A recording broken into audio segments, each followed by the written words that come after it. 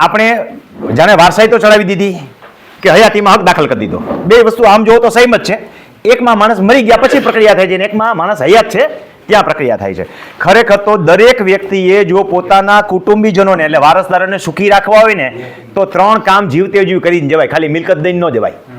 મિલકત એટલે કજિયા દઈને જાય છે. પેલા ખરેખર હયાતીમાં હક દાખલ કરી દેવાય, પછી હક કમી કરી ન ખાય, કારણ કે ભાઈ જ્યાં હયાત છે ત્યારે દીકરીઓ સહી કરશે, જમાઈ જાજુ નહીં બોલે, માણિયા હોય નહીં બોલે, કારણ કે દેવા લેવાનું હોય તો દઈ દેવાય, એટલે હવ સુખી ને આપણે સુખી.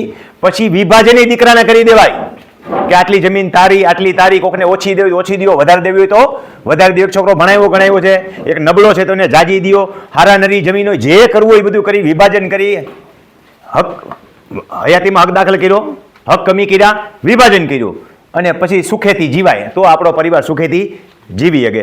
એમાં જે બીજી એન્ટ્રીઓ નાખવાની હોય ભેગી નાખીને જવાય, પાણીના હક દેવાના છે કે નહીં, હલના હક શું છે એ બધું ચોખ્ખું કરી નખાય. વિભાજન થાય એટલે બધું ચોખ્ખું થઈ જાય. તો આપણે વારસાઈ અથવા તો હયાતીમાં હક દાખલ કરી દીધો. હવે જાય છીએ આપણે હક કમીની પ્રક્રિયામાં. હક કમીમાં શું કરવાનું છે? સૌ પ્રથમ તો એક એફિડેવિટ એગ્રીમેન્ટ તૈયાર કરવું પડશે 300ના સ્ટેમ્પ પેપર પર, જેના 7 નંબરમાં નામ છે એ વ્યક્તિ લખશે કે હું નીચે મુજબની મારી હયાતીમાં નીચે મુજબની વહેંચણી કરું છું. પછી પ્રથમની અંદર ટોટલ જમીનનું વર્ણન કરી નાખવાનું, મારી પાસે કુલ જમીન આટલી આવેલી છે. પછી વારસદારોના નામ લખી નાખવાના કે 1 2 3 4 5 આટલા વારસદાર છે.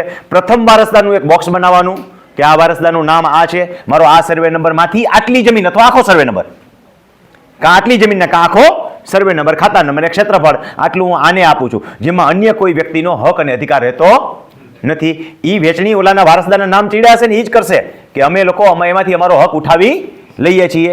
પછી નોંધ આવશે બીજા નંબરનો વ્યક્તિ કે ભાઈ મહેશભાઈ રાજાભાઈ ફલાણાભાઈ જે છે એને હું નીચે મુજબના સર્વે નંબરો જે છે એ મારા ખાતે રહે છે, અને અન્ય વ્યક્તિઓ એના ક્રમ લખીને કહીને હાલે કે 4 નંબર ને 5 નંબર ને 6 નંબરના આમાંથી પોતાનો હક ઉઠાવી લે છે સ્વેચ્છાએ.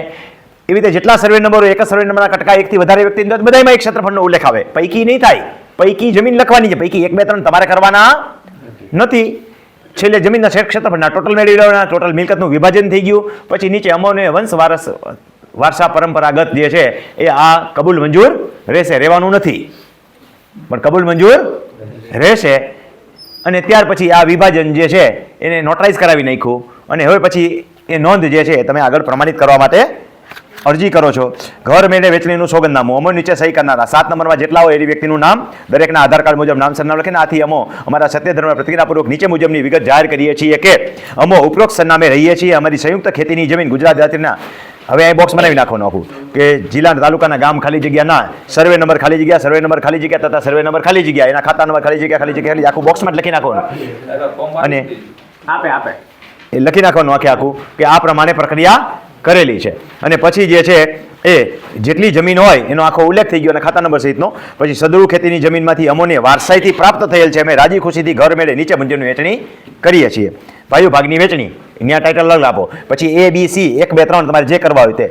પછી નામ એ કયો હોય એનું જે નામ આવતું હોય એ લખી નાખ્યું, એનો સર્વે નંબર એના ભાગમાં એ સર્વે નંબરમાંથી કેટલી જમીન કે આખી એનો ઉલ્લેખ કરી નાખો. અને આ જમીનમાંથી અન્ય વ્યક્તિઓ B અને C જે નંબર આપ્યો હોય કે 1 ને 2 કે 3 ને 4 એ વ્યક્તિઓ પોતાનો હક જે છે એની તરફેણમાં જતો કરે છે, કારણ કે નામ તો બધાના સંયુક્ત છે ને એટલે એકબીજાની તરફેણમાં જતા કરવા પડશે એને. પછી નામ B એટલે બીજો વ્યક્તિ જે છે એનું નામ, હવે એ બે ભેગા રહેવા માંગતા હોય, ટુકડા ધારામાં જતું હોય તો એ બેનું શું રહેવું હોય ભેગું રહે તોય રહી શકશે કે આ B અને C એ જે ભેગા રહે છે અને એને સંયુક્ત નામે સર્વે નંબર આટલાની ખાલી જગ્યા ક્ષેત્રફળ આટલાની જમીન એ રહે છે, ને એમાં એ વ્યક્તિ પોતાનો હક જતો કરે છે, B અને C ભેગા રહે છે. આવું તો જે કાંઈ તમારું હોય એનો ઉલ્લેખ કરી નાખો. અને ઉપરોક્ત સમજૂતીથી અમારા બધા રાજી ખુશીથી ઘર મેળે સમજૂતી સમાધાન કરી નીચે સહી સાખ કરેલ છે, જે અમારા વંશવાળી પરંપરાગત કબૂલ મંજૂર રહેશે. ઉપરોક્ત હકીકત ખરી હોવાનું અમારા સત્ય ધર્મ પ્રતિજ્ઞા પુસ્તકો જાહેર કરીએ છીએ. હવે અરજી, અરજદારનું નામ, સરનામું, મામલતદાર ઈ ધારા, જિલ્લો ખાલી જગ્યા, તાલુકો ખાલી જગ્યા, હકપત્ર કે નોંધ દાખલ કરવા દે, જય ભારત અરજદારની નંબર અરજ છે કે તાલુકો ખાલી જગ્યાની ગામની ત્યાં સર્વે નંબર કે ગામ લખી નાખવાનું.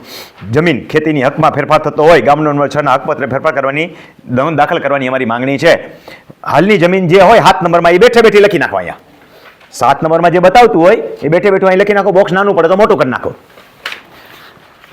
આ જમીન અમારી ઘર મેળે સમજૂતી થતા નીચે મુજબ વહેંચણી કરવાની થાય છે. ઓલું પત્રક જે બનાવ્યું આપણે એમાંથી એના ભાગે એનું નામ એની ઉંમર, સર્વે નંબર અહીં ભેગા નથી લખવાના, બે સર્વે નંબર બીજી લીટી વાપરો, નામ એ નહીં રહ્યું, અને હેઠળ કેટલી આવી, પછી બગડો તગડો ચોગડો એના ભાગે જેવી આવી એવી લખી નાખો, અને હકપત્રકે નોંધ દાખલ કરવા નીચે મુજબ આધાર રજૂ કરું છું 7/8 ઉત્તરોત્તર હકપત્રકની તમામ નકલો, આ રજૂ કરેલું એફિડેવિટ ને આધાર કાર્ડ સહી કરી નાખો, 3 રૂપિયાની કોર્ટ ફી સ્ટેમ્પ મારી દો અને કરાવી દો દાખલ, એટલે પ્રક્રિયા આગળ થઈ જશે.